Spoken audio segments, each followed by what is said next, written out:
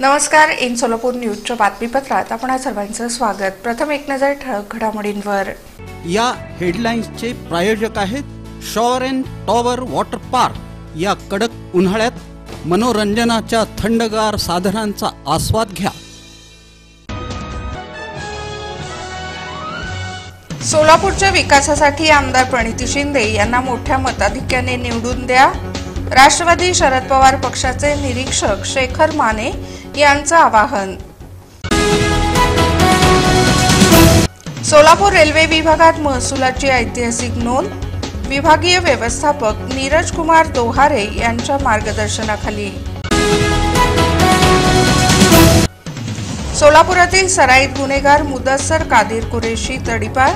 सोलापूर आणि धाराशिव जिल्ह्यातून 2 वर्षांसाठी.